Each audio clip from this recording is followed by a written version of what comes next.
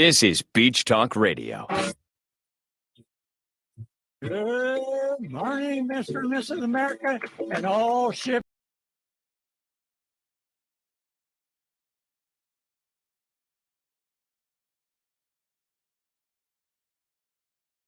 The sonar alarm, the cable alarm, and the atomic attack alarm. Hello, America, and welcome to the #1 radio station in all of Fort Myers Beach. Beach Talk Radio. Here are your hosts, Kim and Ed Ryan. And welcome to a special Wednesday night edition of Mondays with the Mayor. After a quick trip to Nashville Monday and Tuesday, we're back in the home studio so we could get everybody caught up on the latest news and information from Fort Myers Beach. And we want to thank everybody. Today, we went over the 77,000 follower mark there. We did it with, thank you. And we appreciate you all sharing the word. I'm proud of you, dear. Oh, stop. We are also doing a special show tomorrow from the Tuckaway Cafe.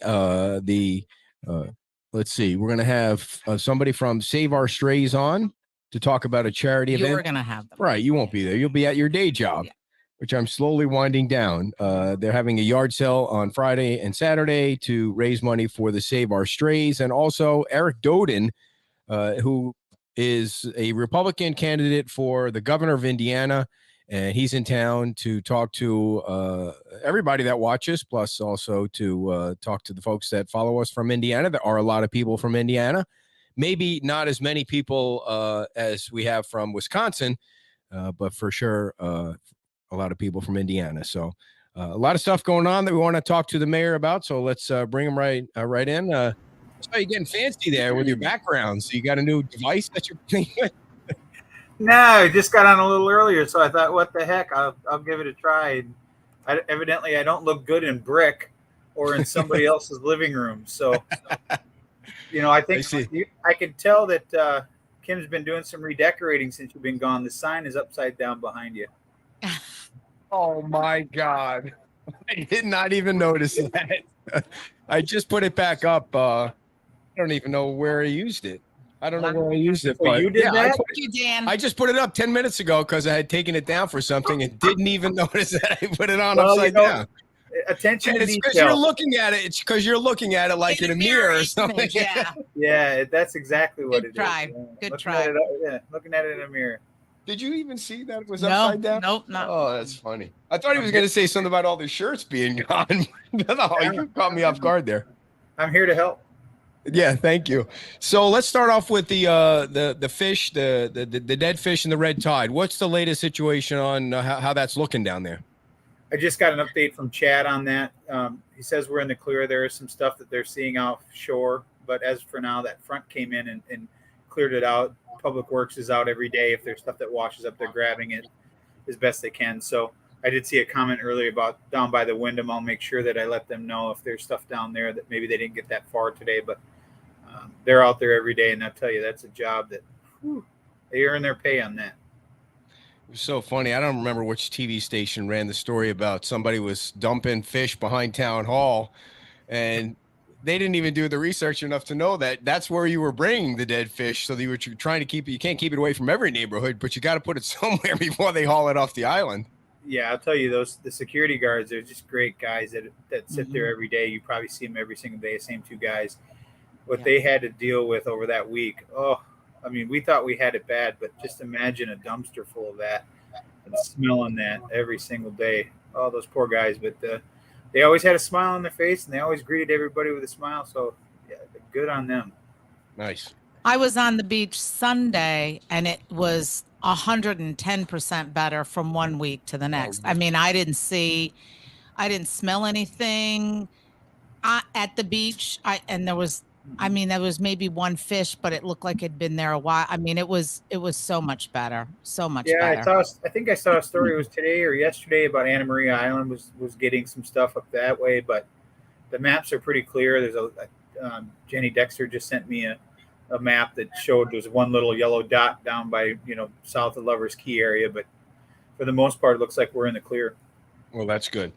So Dan, at the I don't remember which meeting, a previous town council meeting, you guys got some financial information that the budget is kind of tight, which isn't news to anybody, and that the parking fees are a big part of the income for the town.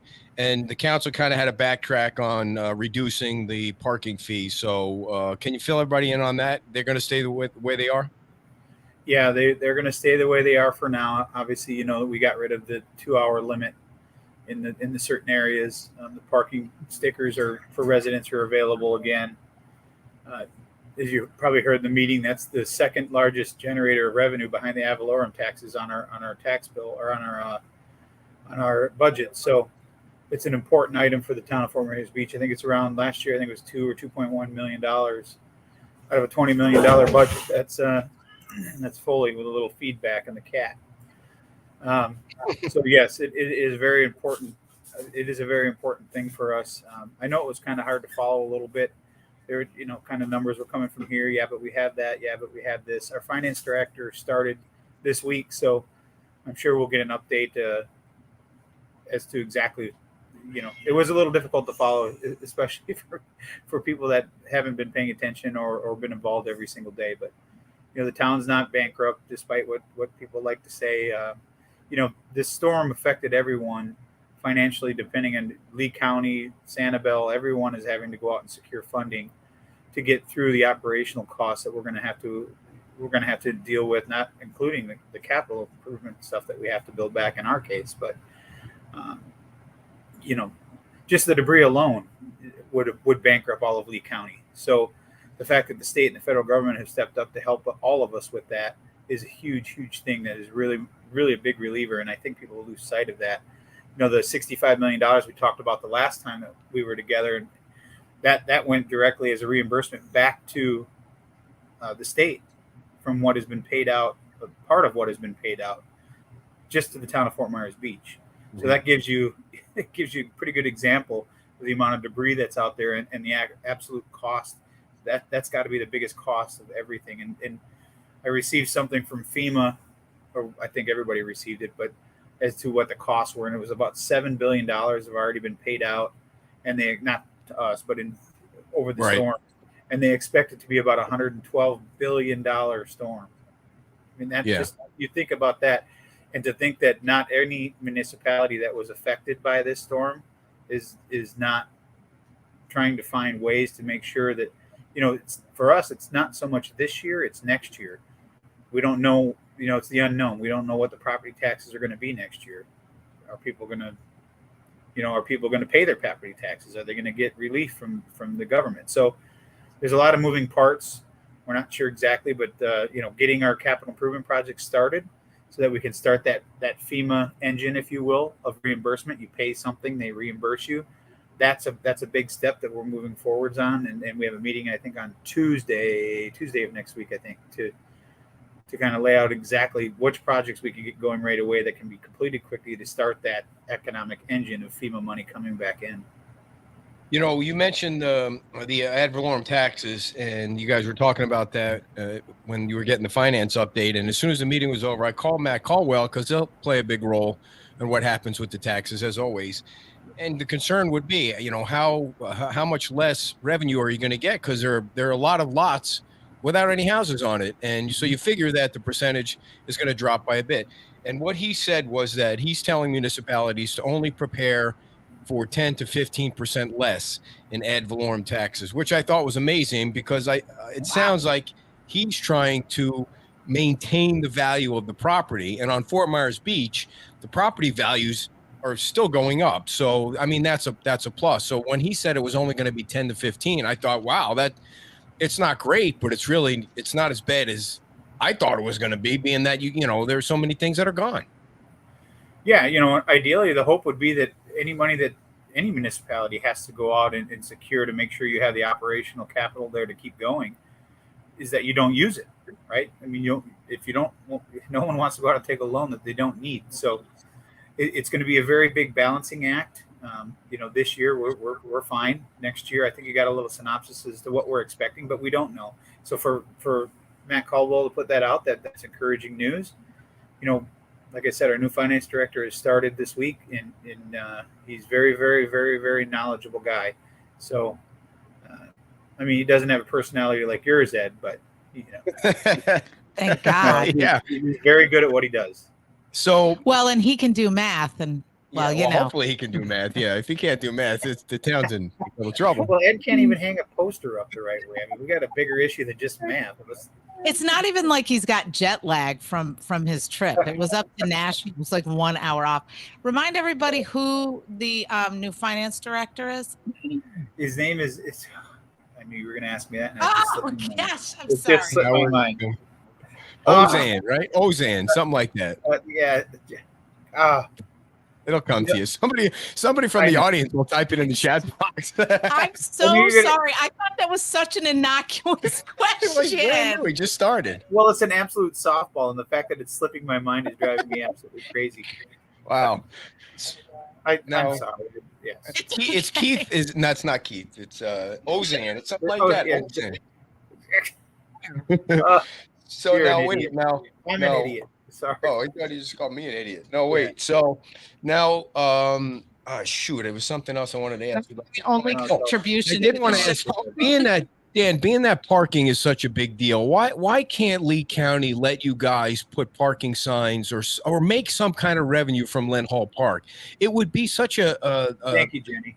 It would be such an easy thing for you guys to, maybe even have just a meter guy standing in the parking lot, because if Lee County doesn't want the money and the town of Fort Myers needs the money, why it seems like Ray would just go for that. You're saying that for the county to let the until town they're ready to charge. Yeah, it's for the free now. parking When I asked Betsy at Lee County when they were going to start charging, they have no idea when they're going to start charging. I imagine there's some liability issues attached with that, but that's just me. Just sign off on it. The attorneys will take care of that. I don't know. It just seems like that could help you out a lot, especially on weekends and stuff like that. But anyway, Jenny bailed me out here. It's Joe Onzik. Yeah. You kept saying the name. So it's in the comments there. All right. Well, welcome. Yes, we hope to have him on at some point. So he's drinking through a fire hose this week. So sure. Yeah, no, we'll give him a little time to ramp up. The other thing that a little bird told me, they saw you got into a little debate with some folks about the possibility of going back to Lee County. Do you still? I don't really hear much talk about that, but do you still see people bringing that up? A little bit, yeah, as a possibility? No, it wasn't really a debate. It was a resident had put out that the council should keep all options open. And my reply was simply that we are keeping all options open, but we don't feel that is a necessary option that we have to really explore at this point. We're not in financial trouble, despite what, can be taken away from that meeting. When Joe has an opportunity to let you know exactly where things are, we're applying for financing just like every single other municipality. Every other, Lee County did, and it wasn't really a debate. It was just a conversation. And the person that I had the conversation with, we always have very good conversation. They make a very good point. I feel I make a very good point, and it's constructive criticism. And I think that's how you make the best decisions, is having people willing to have. It's not an argumentative thing. It's not a pointing fingers thing. It's not a anything other than just having a conversation. Because despite how much you think, or I may think, or you may think, or Kim may think, or you don't know everything, and you have to look at all options. And that's kind of what the debate, if you want to say debate, was back and forth. It wasn't I don't feel it was a contentious thing. It was just a simple back and forth about, my point was everyone that was affected by this storm is hurting the same. It's relative. It's all relative to Lee County has more money than we do. But I can tell you, I speak with Commissioner Wayne, Commissioner Sandelli, I speak to them all the time. They feel a financial crunch too. Their reserves are taking a beating just like ours are, just like Sanibel, just like Bonita Springs. So Cape Coral, we're all taking a beating, and we're all working together to try to make sure that we have the funding to be able to operate going forward. Okay. One of the things that is getting a lot of discussion with the LPA, and I don't know how you feel about it, but I hope you tell us, is impact fees, charging new developers with impact fees. And even some folks like Scott Stafford is on the LPA, so they brought up the CGIPSy a lot, whether or not older folks that have mom and pops are going to be charged something, or they're going to be charged less, and how the formula is going to play out. Are you in favor of charging developers impact fees? Well, we'll have that discussion. I don't know if I'm in favor or not. I haven't had a chance to sit down. I think, the joint session we had with the LPA the other day or last week, I think was very productive. I think everyone was able to get their opinions and their thoughts out. I think this is another part of those discussions that we should have. I think anytime we can have a joint session with the LPA and the council, one, it speeds up the process. Two, it allows everybody to get their thoughts and work through it. There's a lot of smart people in the LPA and on the council, and not everyone is an expert at everything. And if they just continue to work together, which I think we're doing a really good job at working through some of these things. I don't know what the magic pill is for that, Ed. Quite honestly, I'm not opposed to it. I'm not for it. I want to kind of sit down and hear the pros and cons, and and it's not just about what we think. I think it's about hearing from the developers. You've heard me say it 1,000 times. I think this is the time where people need to think outside the box and people need to be creative. And impact fees is something that people can go after, or whatever another public benefit is. But we got to get through it. The point of it is to keep moving forward and to keep the economic engine of the businesses moving and to keep the residents getting back in their houses. So I don't have an answer as to whether I'm for it. Is that something that's been done in the past in Fort Myers Beach? In Fort Myers Beach? The impact fees? Yeah. I believe. Yeah, I believe. There's been impact fees imposed. I don't know necessarily from the town's level. Quite honestly, I don't have that answer, but I know from the county. I'm pretty sure. Oh, for the county. When the county owned it, gotcha. Yeah. LPA, Christie, is the local planning agency. It's another. I guess committee. It's a little more than a committee because it seems like it has more power than some of the other committees, but it's called the local planning agency, and they met with the town council last week.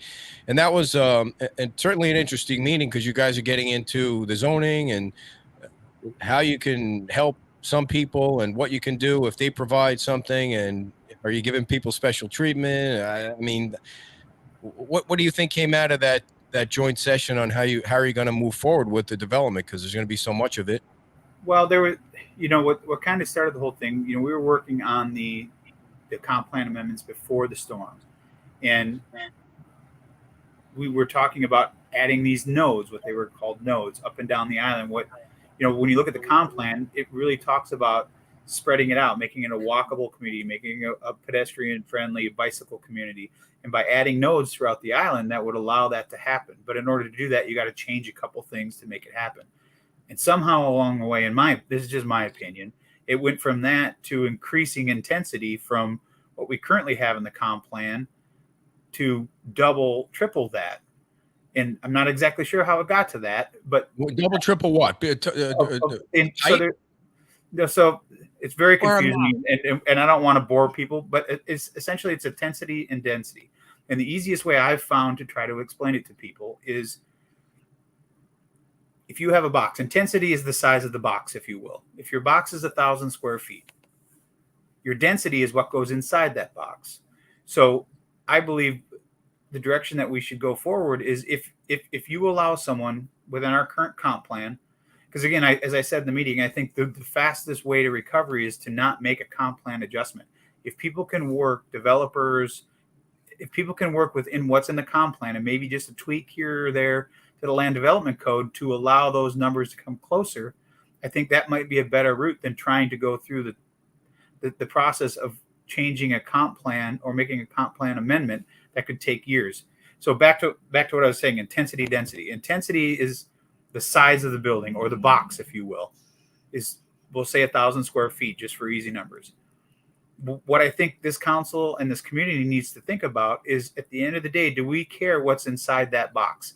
If they're allowed 1,000 square foot box by right, if you will, do we care if it's 2 500 square foot units, 4 250 square foot units, or 10 100 square units?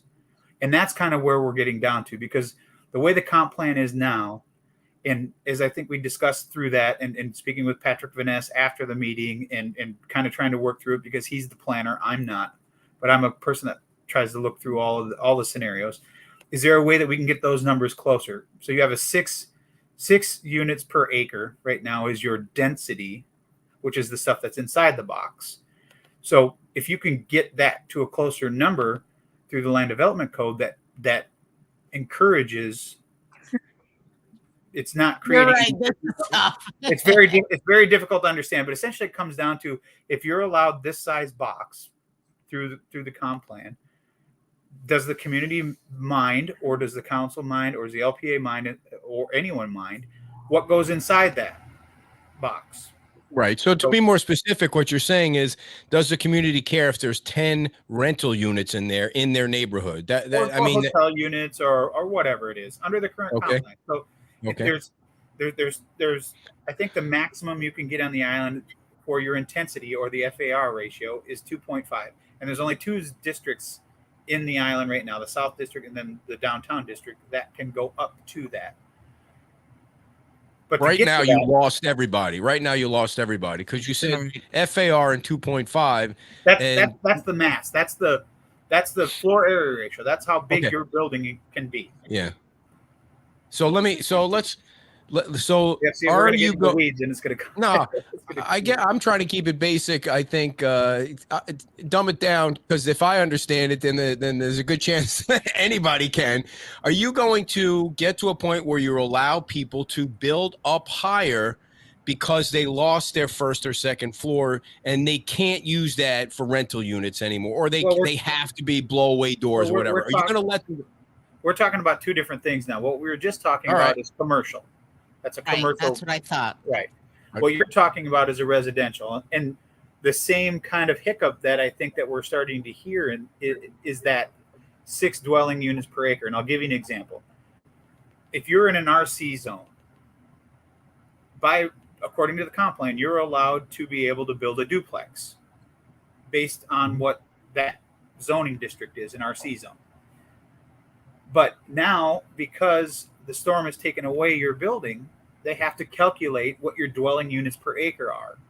And if the dwelling units per acre don't equal where you can get 2 units, even though you're in a zoned area that allows that use, you don't meet the requirements to do that. And to me, I don't know that that's fair. If you had a duplex there that you could prove that what I think you're talking about, Ed, right?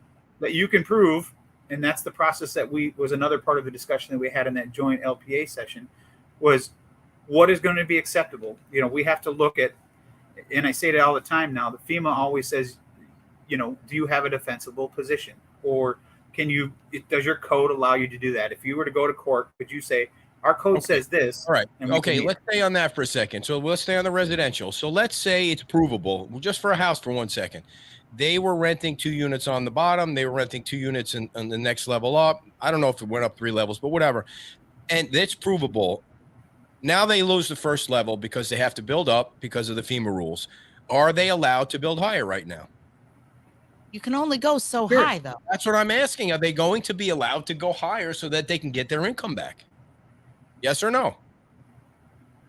Well, it's not that simple. And that's why I was trying to use that RC zoning. So if you had a duplex, let's say, in the scenario that you're talking about, and the entire building was wiped out, the lower level was wiped out. Fair enough. And this is why we're having the issues in the discussions. We'll just say you had a duplex in an RC zoning district where you had a unit up top and a unit below that you were renting out. So you had even if it was legally permitted and you could prove it was built in 1984. Yes. Yeah. Yes. Now, under our pre-disaster build back, because you had the way that the code is written, you can't get a duplex back because your square footage of your lot doesn't meet the requirements to allow 2 dwelling units.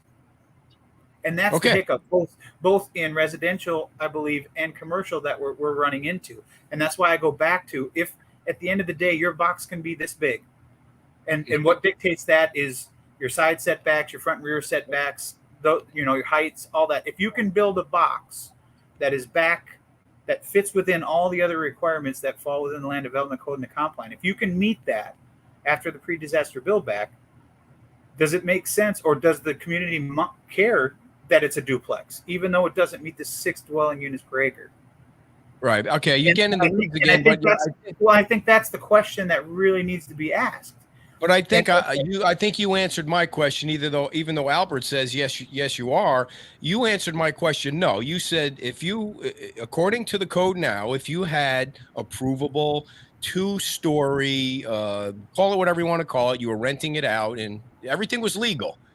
You cannot build a 3rd floor on top of that and rent out the 3rd and 2nd floor, because we know you got to be higher. According to the FEMA code, you have to be higher. Right. So you can't. What you're saying is right now you can't build a 3rd floor and rent out the 3rd and 2nd floor. It depends on where you're at on the island. Let's say you're let's say you're in a zone where it's questionable. And Ed, first I will say, sometimes I talk more than I probably should. I am not a planner, so I do not know the absolute intricacies of every single thing that's within the code. I'm just trying to lay out a scenario that for me makes sense, that I'm hoping other people can understand. It's not as simple as I had a duplex in this zoning district and it was completely destroyed and therefore I should get it back. If you can build 3 stories within the height requirements, sure, then you're okay. Then yes, you can. Now, Remind us what the height requirements are. Duplex or a triplex? Can that be used as a duplex or triplex? Now, that's a whole different story. The building itself, and again, I go back to the box. As long as you can build back to if it's 2 stories, 3 stories, whatever it is that fits inside that height, that box that you have to follow. At the end of the day, if you're allowed a use through the comp plan to have a duplex in that area, does the community mind that you can fit a duplex within that box? Okay. Let's talk back. Let's go back to commercial and just use the Wyndham as an example. The Wyndham as it is now can't be built back to the way it is now. Is that right or wrong? Yeah, I would assume so. I mean, I think it was because it's in a flood zone. It's right. it's probably above the 50%. I don't think they could build. Yeah, I don't think that they could build back under the 50%. So how high can they go? In that 30, I think it's 30 or 35 feet. But that's one of the discussions we're having. Okay. Do we want to switch it to your calculation starts at base flood elevation and goes up? And that's where it's going to come into community involvement. It's not as simple as just raising it up, because now you're not adding that height. You're adding more intensity. You're adding more density. And that's the discussion I think that we need to have. What is the appetite for this community when it comes to seeing higher buildings? Okay. I think if you watch that meeting, I think most people have come accustomed to that the buildings are probably going to have to be higher. But what can we do to allow that to make it a financiable, feasible thing for someone to do? And right. So what you're talking about when you say the community has to be involved, you're saying, are they going to be okay with it being higher in trade for a better corridor to see the beach, whatever your view corridor, right? Is that what? Well, that's where the negotiations come in. So now circling back to what you were talking about with the comp plan adjustments. If we'll say 1.5 to 2.5 on the island is where you can have your floor area ratio. If that automatically goes to 3, the intensity, the size of that building, as long as it can stay within the boxes that are restricted, could be much larger. It can be a much grander scale. So it's going to block. What I think was trying to come out of that meeting was that we don't want to lose our seat at the table. And by changing that, in my opinion, you lose your seat at the table. Whether they need it or they don't need it, I think you heard. What table are we at now, Dan? What seat are we reserving? What table are we sitting at here? When you say that, let us know what table you mean. With the developer? You mean sitting at the table with the developer? Yeah. So if let's say by right, and we'll just use an example. Let's say by right, you're allowed to have a building that's this size, which is you're allowed to have that. But based on the current comp plan and land development code, you could technically go up to this, but you have to provide things to get to that. If by automatically or arbitrarily raising that, well, now you've taken away, maybe they only need 2. Instead of 1, they need 2, or they need 3. If you automatically give them 3 by right, then they're not giving you anything back. Exactly. And that's what I mean by the seat at the table. We have to be able to negotiate from a town's perspective and from a resident's perspective. If you want more, then there has to be some sort of public benefit the way it's written out to give back to the town. Right. And a good example of that is what Margaritaville did. Every time they wanted something, they got something in return. They got a parking lot. They got a part of the road. They got, there was a lot of negotiation there over a long period of time. Well, okay. There's a perfect example. Let's use that. So I think that their intensity, their size is about a 1.5 or 1.6, somewhere in there. But they could have gone higher. They could have asked for more, but they would have had to give up more. What is being presented from our consultant was almost doubling that by right. To 3. By right. So just use that, the massing of Margaritaville, and double it. That's there goes your view. And that's a very granular. Sure, but that helps us understand it. Yeah. So Margaritaville, everybody knows what Margaritaville gave up to get what they've got. No, but they could have asked for more. Right, but he felt the pressure. Higher. Right, but they felt the pressure from the community that it was too much, and he lives in the community, I think it worked out, and the previous council worked through it, and they negotiated, and what we've got is what we got. So, but that's what we have right now is a visual to understand what some of the ramifications could mean. So, I don't know. So it seems to me that at least the way the town was made up before, the residents made up before, that there would not be an appetite for bigger stuff, right? Higher stuff. That's why the whole town started. So I know. So why? What do you get if you put in that extra amount? Like, why not? Can't you just cap it off and say nothing's going to be bigger than this and just leave it go, or no? Well, and Kim, I think that was my argument when the meeting started. Is we've got a comp plan. Yes, it's been there for a long time. Does it need tweaking? Absolutely. There's certain things that need to be adjusted. But the intensity density part of it really hasn't been tested. This is the first storm that's had to test the boundaries of what the community is really willing to do. And when you talk to the developers, and I've spoken to many, every single one of them have said the exact same thing to me. We can make it work within what's currently in the comp plan when it comes to the size of the building or the massing of the building. They understand it's going to take to get to a max, whatever that max is, that they're going to have to come to the table with something really good, because now is when you get into that density. That's when you get into that box. Now they can have a box that's this big. Does the community, what is the willingness of the community to say, we're okay with this, or this being inside that box? Well, I think there's going to have to be a lot of explaining specifically what that means. I mean, the 1.5 and the AFR and all that stuff. I think I'm not claiming anybody on the island is dumb. I'm just saying that's hard to understand. A lot of those things are hard to understand. When Patrick Van Ness started talking at the meeting the other day, I thought my eyes were going to roll in the back of my head. I couldn't keep up. And I think what his point was, and again, he's a planner. His job is to know this inside and out.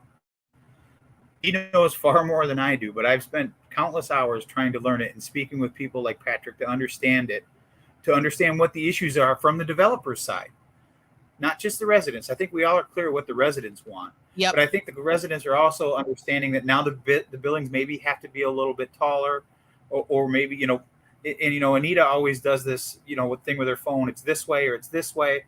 And yesterday in a meeting, the lady said, well, it doesn't always have to be this way or this way. It could be this way. So those are the discussions I think that are really going to make a difference in where we go. And Dan, but I didn't think a starting point was just automatically let's change the comp plan to allow bigger buildings by right.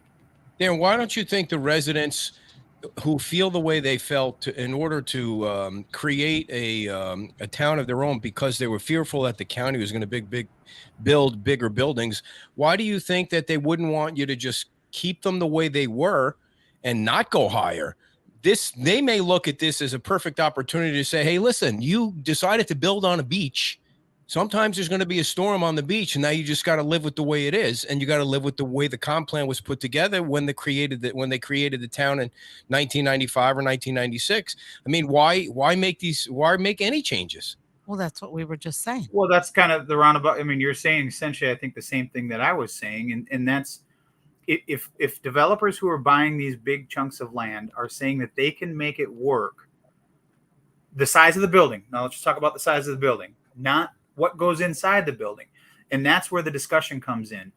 they're comfortable with being able to build back the size of the building on the lot that they have based on what the comp plan is. But where they run into that roadblock, They just want to put more stuff in it, and that's where the problem comes well, in. yes. So it doesn't allow you, because these lots aren't very big, and then you have to deal with the coastal construction line, and you have to deal with all that. So if you have a 5-acre lot, but you can only build 2.5 acres of it, that building footprint just got that much smaller.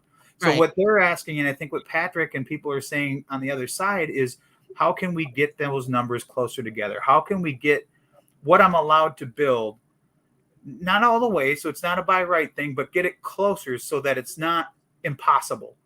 And I think what they're trying to say, or what Patrick was trying to say, is right now, some of these things are absolutely impossible to build back. But I think he agreed that there's a way that we can close that gap a little bit. And that alone, in my opinion, creates the enticability of bringing in developers or builders that may not want to come here.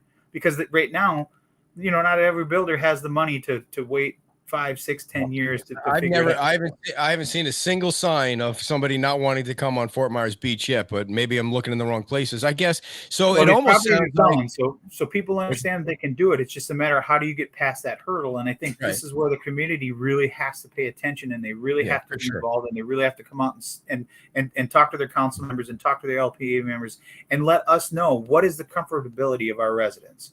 At the end of the day, if your car wash can be this big, and I'm just using a car wash, so it's not hotels or anything.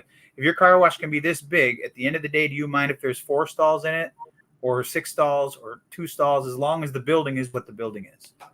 So some of what or maybe Patrick is saying, some of what maybe I don't want to put words in his mouth, but so you got a developer who bought a piece of property. Maybe it's because the previous hotel or whatever got flattened, and understood the rules, paid whatever he paid for it, understood the rules, and now he's coming to you and saying, I can't make it work. I mean, just if somebody's doing that, then why is it on the town to change the rules? Well, I don't think anybody has done that. I mean, I think people who are purchasing the properties, again, we're talking, this is different between commercial and residential. Just, I want to reiterate that. I don't think people are doing that. I haven't met with one person that has said, oh, poor me, I just bought this piece of property and I can't do anything with it. I have not ran into one that has said that. Some have said, if we can't get this, we'll build back exactly what we had, because we can build it back under the 50% rule. And I would think, I'm not a builder, but I would think if I was a builder or I was investing in a building company, that those folks would know everything before they laid out millions and millions of dollars to buy a piece of property and then go, sorry, don't work, can't do it. I mean, I think that's, that's on the builder to make sure that they have an intricate awareness of the and knowledge of the comp plan and the building codes and what is and isn't going to work at the moment that they buy that property. Or get those permits. They're not able to buy those pieces of property because they don't know what they're doing. So I can tell you, every developer that I've met with, every person that's talked about, redeveloping a piece of property that was devastated, have all said the same thing. They didn't come in, sit down and say, here's what we want to do. This is what we want to do. Can we do it? They have asked questions, which kind of has taken me back, because I fully expected, developers to come in and say, this is what we want to build. What do we need to do to build it? And I haven't had that experience yet. I've sat down with them. Commissioner Sandelli's been in several of them with me, and we've talked about, their first question is always, what does the beach want to see? What is the vision of the beach? And I keep going back to that same walkability, open, fun, eclectic, all the same things that we all have talked about so many times. And how can you build that in? I always use words like inclusive, not exclusive. If you try to make a property, I think on Fort Myers Beach, that is exclusive to the residents and the visitor to this island, and only make it exclusive to the people that can stay there, you're going to probably have an uphill battle. Now, it doesn't mean you can't have a rooftop thing or something, maybe potentially that is exclusive to your guests that are staying there, that you can only get to by a key if you have a key or something like that. But the beach is why people come here, and to close off anything to people that are here to walk the beach and stop along the beach. I mean, I envision people starting on the north or south end, depending where you're at, and being able to get on their bikes or walk with their kids with their strollers and make stops along the way all up and down the island, to be able to shop a little bit or have something to eat or have a drink and continue on. and just spread people out across the island. And then now with the new road that we have, we can do that. We've got a bike lane. We've got nice sidewalks. Granted, they took a little beating in the storm, but they're still nicer than what we had before the road was built. So that is the vision. And I think the more that we talk to these people, the more that they understand, and then of course they're going to come back and say, we want, right. No, More. we're going to want a little bit more. And what is it the town's looking for? And I think what came out of that meeting with the LPA was, do we necessarily have to say specifically, I want A, B, C, or D? Because now you're pinning it down to what might be different 5 years or 10 years from now. If you look at it and say, these are the things that are important now, but they may be different later, but that shouldn't constitute a change to the comp plan, in my opinion, just to be able to fit the needs of what are there now. Right. So, I mean, if you do go back and change the 1.5 to 2.0 or whatever the number is, and maybe you're not going to do that, but if you do change that, or maybe to 3.0, what prevents Margaritaville from coming back to the council and said, listen, I got inside your box at 1.5, and now you're changing the box to 3.0, and I want a 3.0 box. I mean, what he seems like he would, or they would be able to do the same thing, right? Well, I guess in theory, I mean, I can't speak for the TPI group. You can ask them what their intentions would be if something were to change. But in theory, I don't know what could stop them. I mean, I don't. Right. I mean, know you could vote no. I guess you could vote no. But Sure. I think one of the things Heron said at the meeting the other day was, you even though it looked like Jim wanted to be able to negotiate this, different kinds of negotiations for a walkover or a water ferry, that Heron said, it sounded like he said, you really have to be consistent. You have to come up with the plan and stick to the plan, and everyone's got to work off that same plan. Did I read that right, or am I just being? I lost you there for a little bit when you started talking. I heard Heron, and then I couldn't hear you after that. Did Heron pretty much say you can't be negotiating different deals with different developers? You have to have a plan and work off that plan, and that has to be the plan where everybody is, working off the same page. Yes and no. He didn't say that. He gave an example of TPI. He's saying, if you fortify, if you will, essentially my read on what he said is, if you fortify the rules and maybe make it black and white, this is what you can get if you get this, that you may eliminate a potential to have litigation or things that Margaritaville had to go through. That I think is more of what his point was, more than just you should change it because of this. At the end of the day, it comes down to public benefit. It comes down to what is the community. We all saw through the TPI process, there were people really for it and really against it, and it changed depending on what they came out with, the Grand Resorts versus what they have now. So as they listened, I think they put out a blueprint for other developers who are, in my opinion, are smartly coming to the table and saying, without showing you drawings, this is what we want to do. We want to understand what the beach wants to see. We want to be able to be a good partner. We want to work within that. Yes, we may ask for a few things, but what are important for us to be able to get back to you to try to get to it? They're all doing their due diligence to try to figure out where the staff is at. And I think that the message was sent fairly clearly in that joint meeting that we are progressive. We understand that things are going to look a little different. Maybe they're going to be a little bit higher, but how do we make it so that we're not overdoing it? We're not getting back to the reason why the town incorporated, because of the Diamond Heads, for example. So it's, where is that fine line? And I think that we're working closely, and I think we're getting closer to it. And it's nice that the potential developers are buying into that, and they're understanding that they want to be part of the community, that they don't want to come in and make it just all about them. They understand the devastation that we've been through, and they want to be part of the solution, not the problem. So in I don't know, 3 days, 4 days, whatever it is, it's going to be 6 months since the storm came through. Is there any one resort that not one that's being fixed up, we know about all the ones that are being fixed up, that is going to break ground this year, something new that we're going to see somewhere on the island? What do you hear about that? No, I haven't heard one that's going to break ground. These are long, drawn out processes. So the more they can get information now, it takes a year in some of these to go through design. So okay, a lot of things. So they want to do their due diligence and make sure that they're going down the right path. They don't want to have to put a bunch of money into something that they know is not going to go anywhere.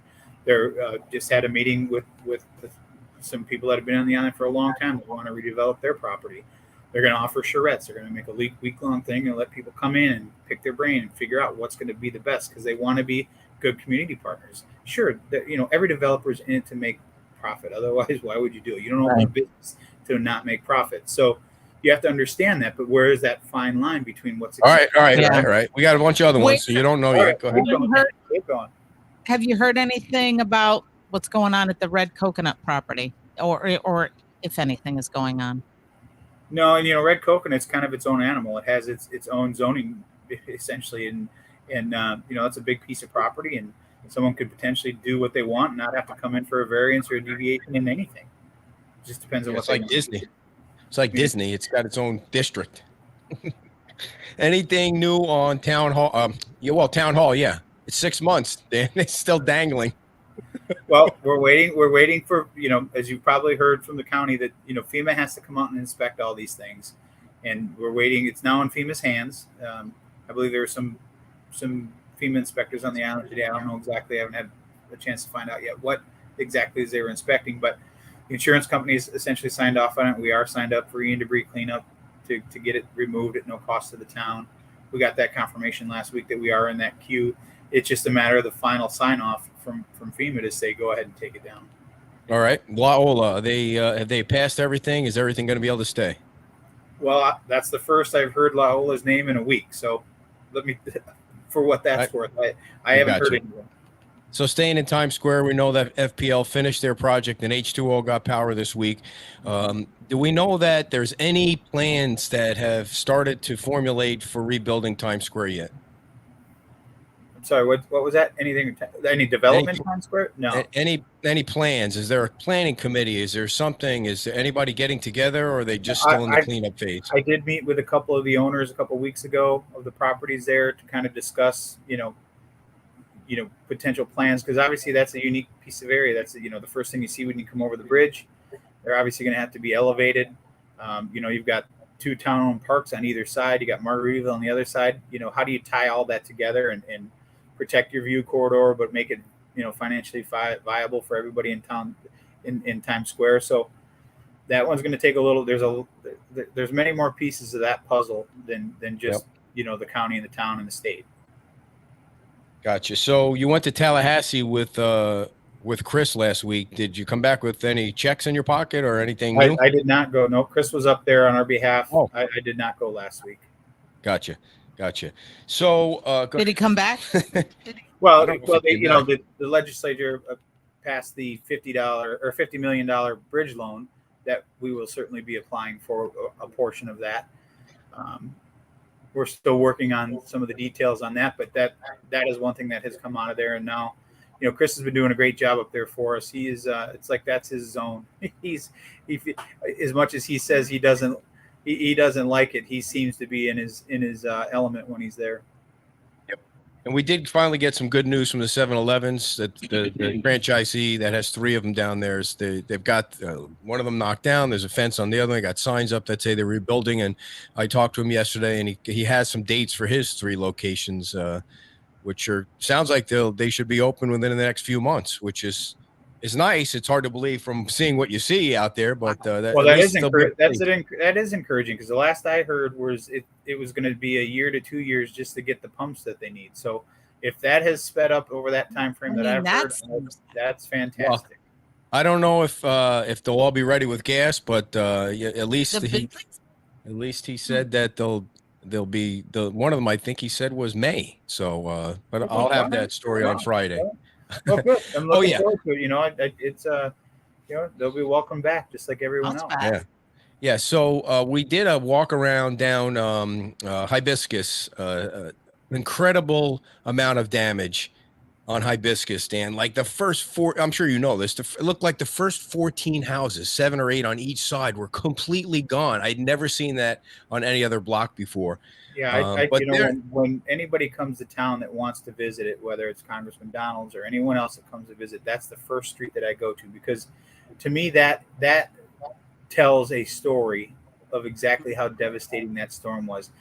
Every house on that street, as you probably know now, was essentially a concrete block house.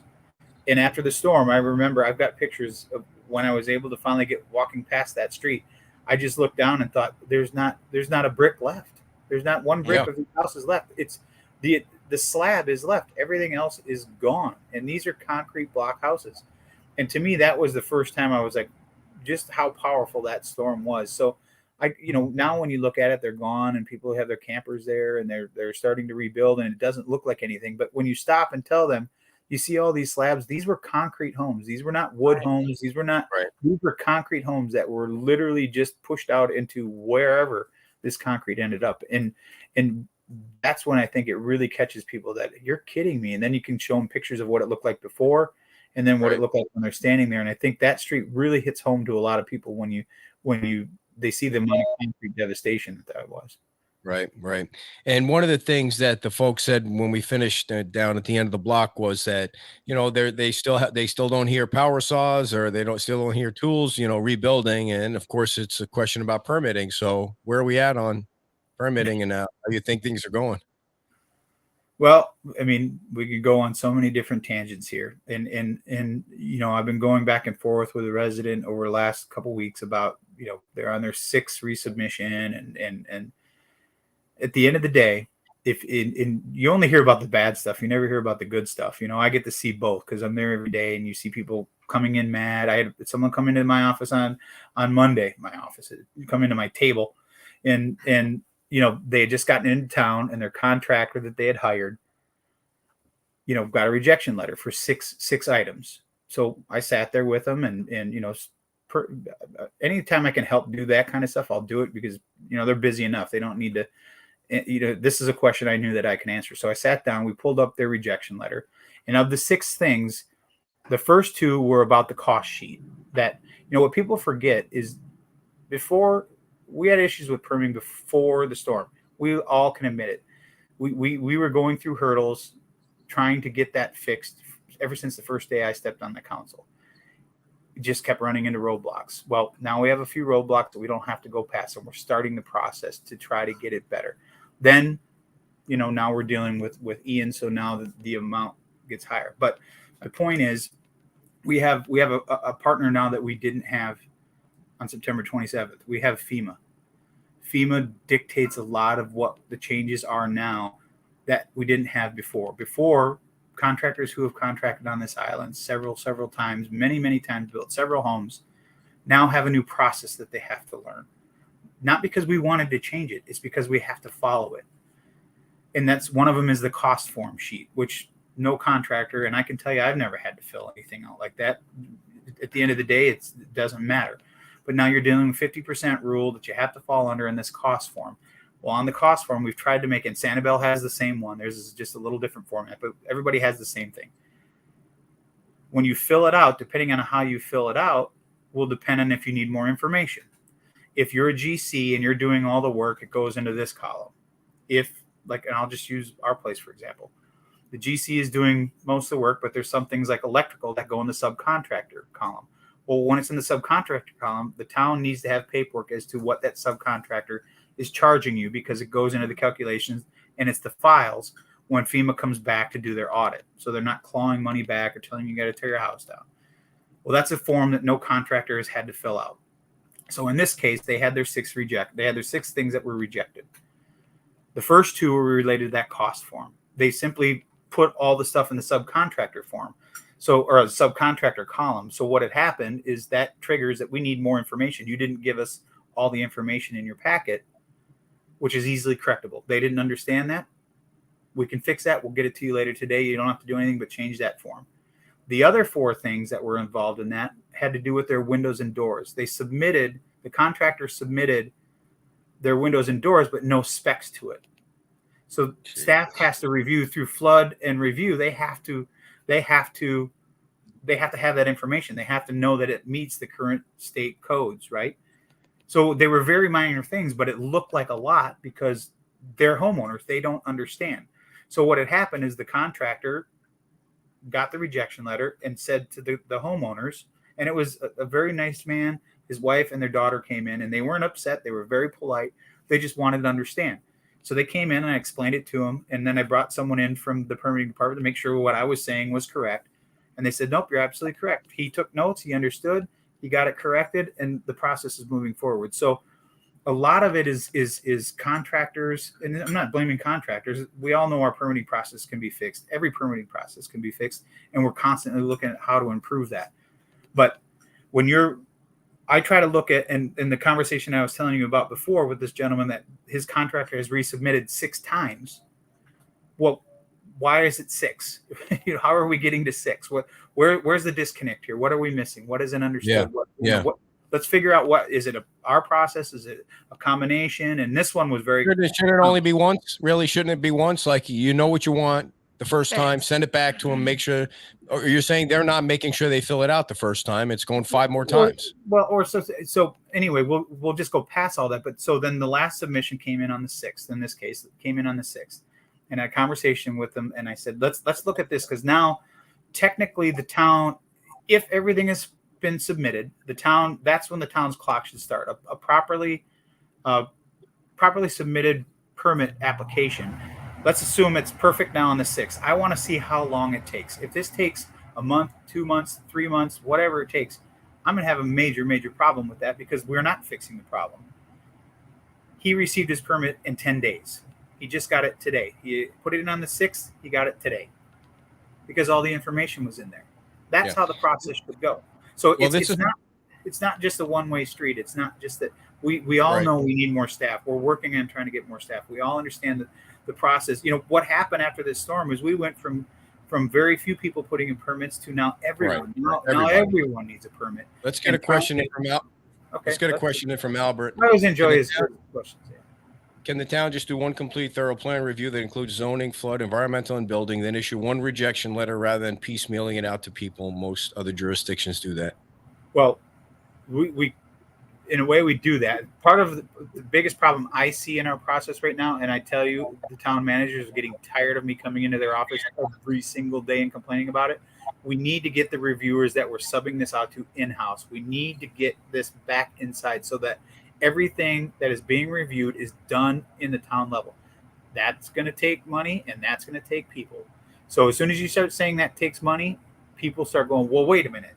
Well, I don't want to pay for it. Well, in order to improve a process, sometimes you have to put, we want to get this in. We want to get this in-house so that we're not sending it over to Miami. We're keeping it here so that we can, when we walk across the parking lot to the trailer, we can get answers. Why is this taking so long? What's holding it up? But he's 100% right. In my mind, that's how it should be. You should go through the entire process, zoning, flood, everything should get reviewed. And then here's the reasons that are rejected. And now it goes back. Because if it comes back a second time and there's still things wrong, that is no longer the town's fault. You have now received what is not correct in your application process. And it's now on you to make sure that you get it brought back the second time correctly. And that's how the process should work. He's 100% correct. How many staff people do you think you need to make it right? I don't know. We'd have to ask Steve Bosky. He's our guy. He's talking to us every day. He's, is it 5, 10, 100? What do you round number? I don't know what that magic number is. And every department, it's not just one thing that has to be. We're on a barrier island. You've got flood. You've got building codes. You've got zoning. You've got all these turtle lights. You got the environmental has to look at it if you're on the beach, and the lighting. So there's all these things, but they should all be in house. In my opinion, they should all be in house. Did we miss anything tonight, Dan? So much to talk about, but did you anything you wanted to get across to the peeps? Well, today, I don't know if anybody saw it, but there was a press conference with the Deputy Secretary of HUD was in town. They are sending $1.1 billion into Lee County directly. That will trickle down. They'll be able to disperse that to the local communities. There's a percent. There's things that anybody knows anything about HUD, and I'm learning as I go. But there's things that the town won't qualify for based on income and that kind of thing. But the rest of it, and I think it's about 330 million of that, will be able to go out in a much broader thing for bringing back the community. So we have to put a plan together with the county. The county has to then submit that to HUD for review, and then it can come back. So, but that was good news today that there's money coming back to be able, and that can be used for infrastructure, helping people elevate their homes, things like that. And that story is on our website. It will be in the newsletter on Friday. Do you think we should postpone our event Saturday? Why? Is it supposed to rain really hard or something? It's rain. You're not going to melt. I know, but there's a lot of Well, equipment the out there, the concert equipment. Well, I mean, I would give it a little bit of time and see. You know, it's Florida. It may rain for an hour or two and then it goes away. You just had like 458 tents like 2 months ago. Where are some of these tents you can use to cover that I'll stuff? have to go over to the church, and actually, John Lalo did donate that. FEMA Yeah, tents. maybe we could borrow a trailer from FEMA. All There right, is Dan. there's one thing quick I want to touch on before we go. Because you didn't bring it up, but a couple people have, and I've posted on my Facebook page about it. And then that's these substantially damaged letters that are out there. You know, I think there was 1,042 of them or something. If you actually read through the entire thing, it tells you at the very bottom, if you've received a permit from the town, that doesn't mean it means you can disregard that letter essentially. So make sure you read that entire letter. That's actually something that you're going to need to work to be able to get that $30,000 match to be able to elevate your home, if that's the route you want to go. So we were required to send that out. That's why we sent it. But again, it says in there, if you've already received a permit for the town, Right. they've already calculated that you're within the 50%, and you can disregard that letter. Oh, Lori's got a question. How does she get someone from the water department to respond? The voicemail is full. Well, we don't have any phone lines, so I think I don't know what the number off the top. Maybe Jenny, if she's still listening, can jump in and put the number down that they can call to get someone on. You know, this is another ongoing thing that is really chapping my hide, if you will. That we'll make sure that we address it again tomorrow. Good question, Lori, and hopefully somebody, if Jenny's still out there, she can post the number or the email address so you can hear back from someone. So thanks so much, Dan. We'll see you next Monday at our regular bat time, and we appreciate you coming on every week. All right, get that sign fixed, would you? I cannot believe I didn't see that thing was upside down. But we do have to talk about the concert on Saturday before everyone bugs out. But if you need an appraisal, everybody, our good friend Steve's Appraisal Service is the person that you need to call at 239-837-8379. That's 239-837-8379. Steve's Appraisal Service is a small local husband and wife team. We had them on the show at Mangaritas. They are a cool couple, and they both do the work. Cut your income taxes from the prior 2 years with a casualty loss appraisal that determines the loss in market value before and after the hurricane. And you can ask your accountant about that, or you can ask our accountant about that, who we had on the show last Saturday to talk about most stuff that went way over my head. So give Steve a call at 837-8379. Density thing. Yeah. Power Block Builders has built over 500 to 600 structural shells for tract home builders, and they are also a custom home builder in Cape Coral. They have hurricane impact windows, elevated concrete columns, tiled throughout, LED recessed lighting, metal roofs, granite countertops, stainless steel kitchen appliances. The list goes on and on and on. And you can call Power Block Builders. Give Oscar a call. Go online, powerblockbuilders.com. You can check out what they have online, and you can give them a call. Their phone number, email address is there, or you could just send me an email, and we will tell you how to get in touch with them.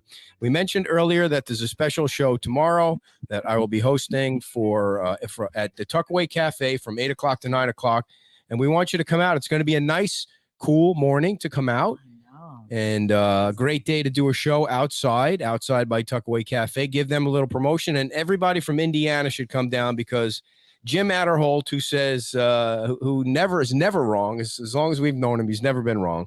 He says Eric Doden is probably going to be the next governor of Indiana, and he's in town to talk about business and things like that. And he's good friends with Christy Hennessy's husband. I bet you didn't know that. They're like pals. So Christy will probably be there if they're in town. So that'll be from 8 o'clock to 9 o'clock tomorrow. And then right now, as of now, our big show is still on for Saturday at 5 o'clock. And we have all these nonprofits that are going to set up in the square. From the Women's Club and the Lions Club and the Kiwanis and the Murph tent. It was going to be the first weekend, and the Murph tent returns from all your donations. So as of now, it's still on, but we're watching the weather. It's weird how this happened. Remember, this happened with the Lions Club, the Shrimp Festival. With the Shrimp Festival. The wind that last Shrimp Festival was just crazy. So we at some point we do have to make a call, because we don't want people setting up their tents and their stuff in Yeah. the rain, and and then we also I have want to. people to come. Yeah, we want people to come. We also have to give the bands some notice because they are expecting to get paid, and if we cancel, we have to figure that whole thing out. So stay tuned for that tomorrow. I think we'll make the call by noon tomorrow, or maybe 5. I don't know. You can't really wait too much longer after that, can you? But you have I do want to give people notice and stuff like that. So I don't know. I mean, they're not going to be able to schedule another gig at this point. It's 2 days away, 3 days away. They're all booked out, these bands. And so I don't know. And then of course, Marie, who was going to help with our merchandise, folks, we had some brand new products. We have a blue tank top that we're going to bring to us. They're not here yet. We have the zip up hoodies. They're going to be here on Saturday. And we got a brand new hat. I didn't even want to let the cat out of the bag about the brand new hat, but I'm going to. It says, "Make Fort Myers Beach Great Again." And so we were going to unveil, of course, they're gold. So you're really going to stand out in the crowd. And we're going to have those at on Saturday. So we'll see. Maybe I'll just call Pastor Sean and ask him if we could borrow the Sunset Celebration tent, which John donated to them during that whole tent raising thing. It depends on if it's rain or a monsoon. Yeah. The thing with the weather is, when was the last time they got the weather wrong? Oh, wait, it was September 28th or whatever that date was when they got it really wrong. So tomorrow morning, I'm going to ask the future governor of Indiana the speed round questions. I'm sure. Yeah. Yeah. Well, if Mike Pence can do it, so can the future governor of Indiana, according to Jim Adderholt. All right, everybody. Thank you all for tuning in. It's nice to be back home. Nashville was nice, but it's still nice to be back home. Whenever I stay at a hotel by myself, I wear my jeans and my sweatshirt because the hotel beds give me the willies. And of course, then, put the heat up to 75, so I'm sweating. Then I turn the heat down to 71 and I'm freezing. And did you get to see some cool stuff? We went to the Ryman, and I tell you what, Brad Paisley can play guitar. All the UMG folks came out on the stage at the end of the performance. It was Brad Paisley and Vince Gill and the guy from Hootie and the Blowfish. What's his name? Darius Rucker and Sam Hunt and Kylie Morgan that we know, and the brothers Osborne. They were all out there. Such a name drop. And they were singing Purple Rain. They picked Purple Rain to sing it, and Brad Paisley went off on this 15-minute guitar riff, which was just it was just unbelievable to see. And that's after watching all those artists play one song for 2 hours, that's the one thing about the day job that I'm gonna miss. But we've gone for like 15 years to it, or at least 13. You have. All right, everybody, have a great night. We will see you tomorrow morning from the Tuckaway Cafe, and we hope you come out and have some breakfast and support our friends Trey and Bruiser and everybody over there. Bye-bye.